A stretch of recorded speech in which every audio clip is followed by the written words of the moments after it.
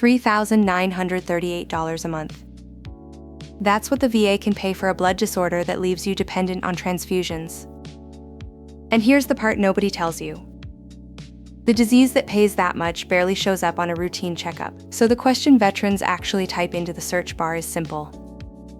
Can you get VA disability for anemia or a blood disorder when a doctor already calls it managed? Stay with me, because one of these conditions is presumed connected to Agent Orange, and most veterans who qualify never file for it. May here. Think of your blood as a supply line. The VA doesn't pay you for the label on the truck. It pays for how much cargo actually gets through. Low oxygen, low white cells, a marrow that quit. That's the damage it rates, not the word on the chart.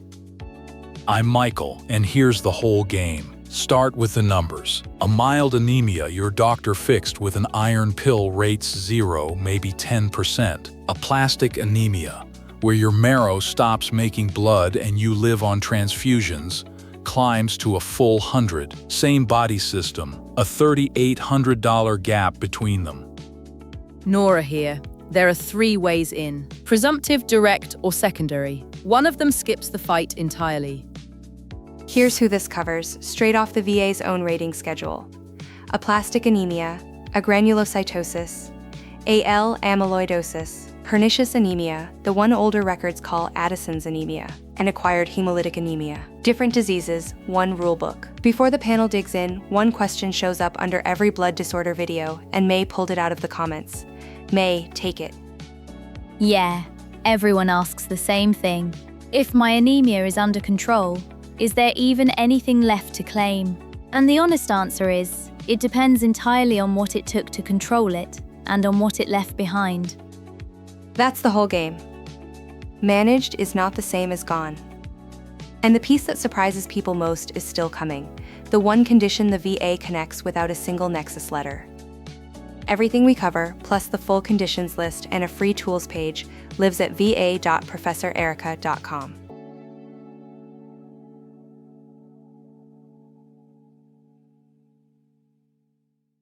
So how does a blood disorder actually get service connected? There's more than one road, and picking the wrong one is why good claims stall. Michael, open the fast one.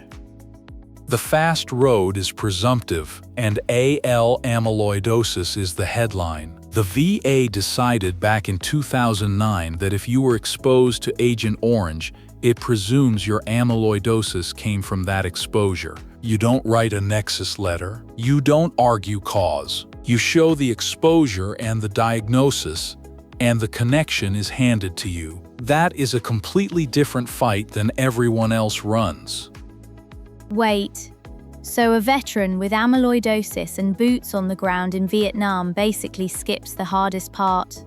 That's the shortcut, yes. Diagnosis plus exposure, and you're in. Everyone without a presumptive path takes the longer road, direct or secondary. Direct is the plain one, diagnosed in service, or clearly tied to it. And secondary is the one veterans leave on the table. Nora, give them the mechanism, not the vibe. 38 CFR 3.310. A disability proximately due to a service-connected condition is itself connected. Chemotherapy for a service-connected cancer wipes out your marrow. That anemia rides in on the cancer. Hold on, proximately due to. That phrase is doing a lot of quiet work.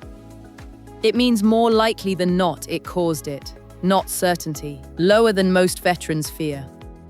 Here's the shape of it. Presumptive is a fast pass they already stamped. Direct is showing your own ticket. Secondary is proving the ride you're already on carried you here too. Same gate, 3 lines.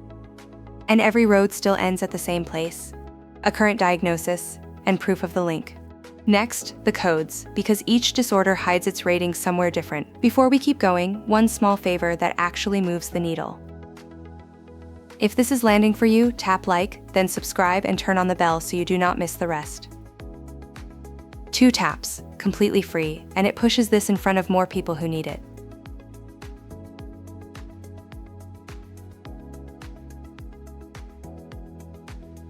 Codes.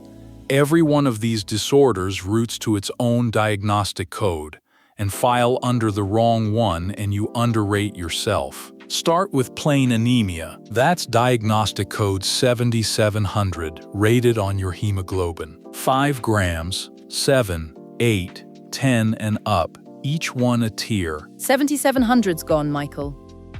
Gone? Retired in the update. They split anemia into 7720 through 7723. Iron deficiency, folic acid, pernicious, hemolytic, and they stopped rating on hemoglobin alone. It's transfusions and treatment now. You're right, I was teaching the old schedule. Good catch. So scratch the hemoglobin ladder, it's how often you need treatment now. So for the record, in 90 seconds we've now taught a code that no longer exists, corrected it live, and still not filed a single form. Michael, take it home. Fair. On to codes that are real. Aplastic anemia, where the marrow quits making blood, is 7716, and it climbs to a full 100% when you're transfusion dependent or facing a transplant. And agranulocytosis, the one that guts your white cells. 7702, 10% up to 100, on infections and treatment. Then the heavy one. AL amyloidosis 7717 is rated at a flat 100%. The VA treats it as exactly that serious, no tears to argue. The logic underneath is one line. Find the disease, find the code that measures how bad it is now. Miss that match and you leave money on the table. And a code is just an empty slot until it's filled with a percentage. That's next in real 2026 dollars.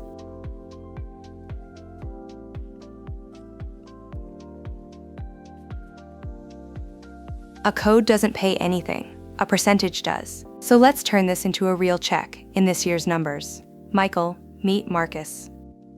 Marcus, 66, Army, boots in Vietnam in 1969. Decades later, the fatigue, the weight loss, numbness creeping into his feet. The diagnosis, AL amyloidosis. Because he was exposed to Agent Orange, the VA presumes the connection. No linking letter, no cause fight. Diagnosis plus exposure, and amyloidosis is rated at a flat 100%. So what does 100% actually put in his account? For a veteran alone in 2026, $3,938.58 a month, just over $47,000 a year. Wait, and that's tax-free? Tax-free? Okay, so hang on, let me actually sit with that for a second. $47,000 a year, no tax, for the rest of his life. That's like a $60,000 salary he never has to work another day for. And zero of it spent chasing a linking letter. Not everyone gets the flat 100 though. Aplastic anemia scales. And the scale is how often you need blood. Watch this. In dollars, every 6 weeks, or a transplant, is 100%, $3,938 a month. Now the mild end. Transfusion about once a year, 30%, $552.47. So the gap on one disease is $3,386 a month. Run that across a year and it's over $40,000 on the exact same diagnosis, decided entirely by how sick your marrow is. The number tracks the damage, nothing else. Which is the blunt thing everyone asks. Is a 30% blood disorder rating even worth the paperwork? And $550 a month is $6,600 a year. That's worth an afternoon. Worth it isn't always yes, and we'll debate that head on.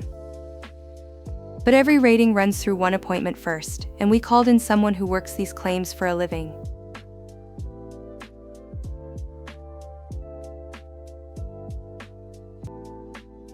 Every dollar we just walked runs through one appointment, the compensation and pension exam. Get it wrong and a real disease can read on paper as nothing.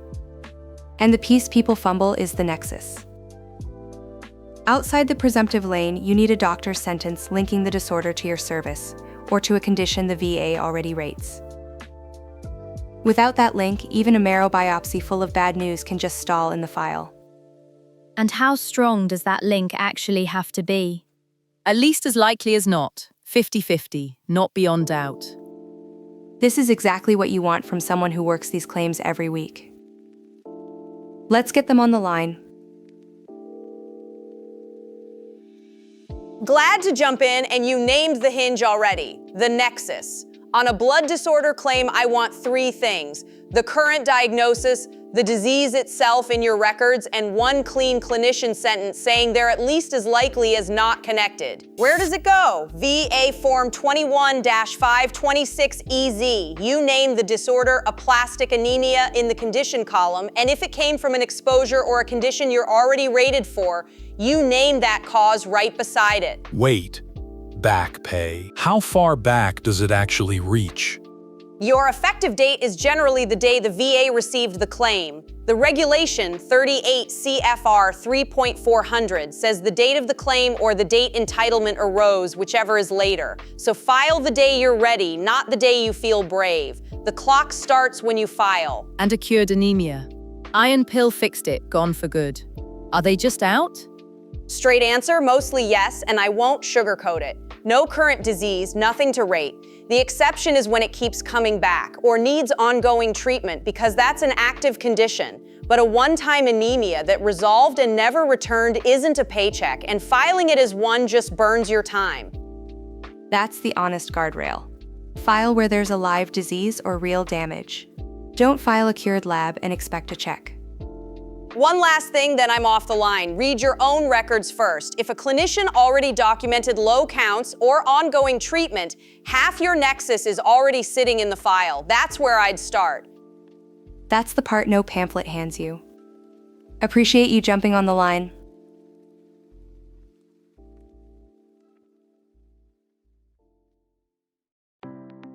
Here's the fork we owe you. May says a documented blood disorder is always worth filing. Nora says your time and your evidence come first, and a borderline claim can cost more than it pays. Let's pressure test it. File it. If your records already show low counts and ongoing treatment, that's a rating sitting in your chart. And for AL amyloidosis after Agent Orange, it's 100% with no cause to prove. Leaving that unfiled is leaving a paycheck on the table. Slow down. Presumptive, sure, file today. But a borderline anemia, one iffy count, still means an exam. Records requests, maybe a nexus letter you pay for. Fumble the order and you wait months for a denial. Nora, put a number on borderline. Where's your line? One mildly low count, no transfusions, no ongoing treatment. That's the coin flip zone. Above it, the evidence carries itself. But a coin flip still pays if it lands. And the bar is at least as likely as not beyond doubt. True. I'm not saying don't file. I'm saying line up the nexus before you start the clock, not after. May, does the effort argument move you at all? It sharpens it. Presumptive or documented. File now, every time. Borderline, get the doctor's opinion first, then file. I'll give Nora that much. It isn't free. And I'll give May this.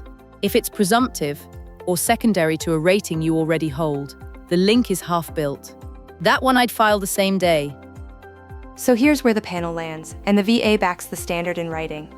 File when the disease is current and documented, or when it's presumptive, like AL amyloidosis after Agent Orange. When it's borderline, get the nexus opinion first, so your 50-50 is really a 50-50. And a cured one-time anemia with nothing left behind? Let it go. That's the honest verdict, a rule you can act on tonight. File where the disease is live and documented, line up the nexus when it's close, and let the cured lab go.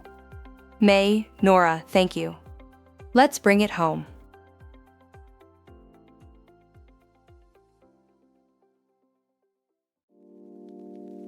Here's the whole map in one line. A blood disorder heals or it doesn't, but what the VA pays for is the disease that's still active and the damage it does.